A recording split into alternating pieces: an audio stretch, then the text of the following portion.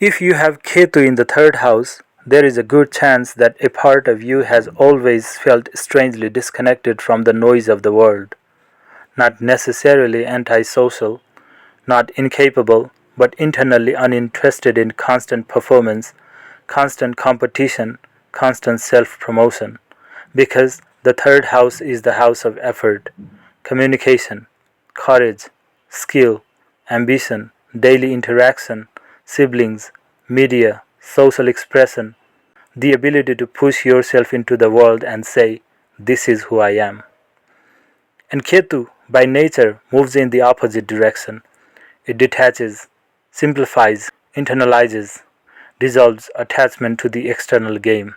So when Ketu enters the third house, something unusual happens to the way you express energy. You may appear calm when others are restless, quiet when others are trying hard to be noticed, detached from competition even when fully capable of winning. And this can confuse people. Because externally you may possess talent, intelligence, creativity, or skill, but internally motivation often works differently for you. You are rarely driven purely by ego validation. You may begin projects passionately and then suddenly lose interest. You may master certain abilities quickly but feel emotionally detached from showing them off. You may avoid attention even when you deserve recognition. And many times people misunderstand this as lack of ambition. But the truth is more subtle. Your soul is trying to learn the difference between meaningful action and compulsive action, because the third house normally pushes a person outward into constant movement. Ketu slows that movement down and asks, "Why are you doing this in the first place?" And if the answer is merely approval, attention, or comparison, motivation often disappears quickly. This placement creates a fascinating relationship with communication. Many people with Ketu in the third house become extremely observant. You notice tone, subtext, energy shifts, things people never explicitly say, and because of that, you speak more carefully than others. Sometimes you communicate brilliantly, sometimes you withdraw completely. Sometimes your silence says more than your words ever could. There is often an unusual quality to your communication style, either understated or precise, or detached and unpredictable.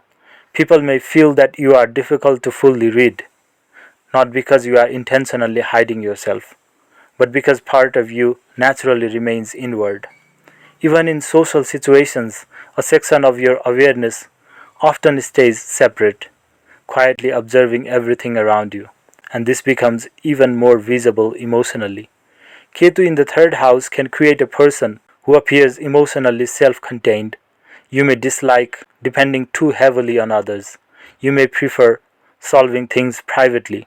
You may avoid asking for help until absolutely necessary. Not because you never need support, but because self reliance feels psychologically safer. And this tendency often develops early in life, especially through experiences connected to siblings, peers, school environments, or communication patterns during childhood. Sometimes there is emotional distance with siblings, sometimes karmic complexity. Sometimes you simply feel psychologically different from people closest to your early environment, and over time, this increases your inwardness. You learn to process life internally. Now, here is something important about this placement. The third house is also connected to courage, not dramatic courage, daily courage. The willingness to take initiative, speak directly, pursue desires, and actively shape life. Ketu here can create hesitation around this, not always externally visible hesitation.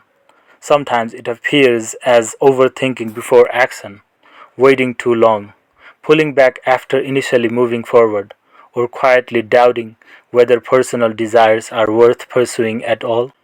And because Ketu dissolves attachment to worldly striving, there may be phases where you genuinely feel detached from ambition itself. You watch people obsessively chasing status, recognition, followers, attention, and dominance, and part of you feels tired just observing it, as if your soul already knows how exhausting endless comparison becomes. But this detachment has both wisdom and danger inside it. The wisdom is freedom from unnecessary ego competition. The danger is passivity, because eventually life still asks you to participate, still asks you to act, still asks you to use your voice. And one of the deepest lessons of Ketu in the third house is learning that detachment should not become avoidance. You are not here to disappear from life. You are here to act without becoming psychologically trapped by outcomes. That is very different. Now let's look at the full karmic axis. If Ketu is in the third house, Rahu automatically enters the ninth house. This creates a powerful tension between practical action and higher meaning. Part of you becomes detached from ordinary ambition and everyday social competition, but another part becomes deeply obsessed with truth, philosophy, spirituality, higher purpose, or intellectual expansion. So your soul may constantly move away from small talk toward larger existential questions, toward meaning, toward wisdom, toward understanding life beyond surface reality. And because of this, ordinary environments can sometimes feel emotionally unstimulating for you. You crave depth, not necessarily emotionally dramatic depth, mental and spiritual depth, conversations that actually matter, ideas that transform perspective, experiences that expand consciousness, and over time, this shapes your entire personality. You become more reflective than reactive. You stop needing to constantly prove yourself to everyone around you. And ironically, this often gives you presence of quiet strength, because people can sense when someone is no longer desperately seeking validation. Spiritually, Ketu in the third house can become extremely refined once balanced. Your mind becomes sharper through silence. Your communication becomes powerful because it is intentional rather than excessive. You learn when to speak and when not to. You stop wasting energy trying to win every argument or impress every person, and eventually, courage begins transforming too. Earlier in life, courage may have felt like forcing yourself outward. Later, you realize real courage is something deeper: the courage to remain authentic, the courage to speak truth calmly, the courage to act without ego desperation, the courage to walk your path even if others do not fully understand it.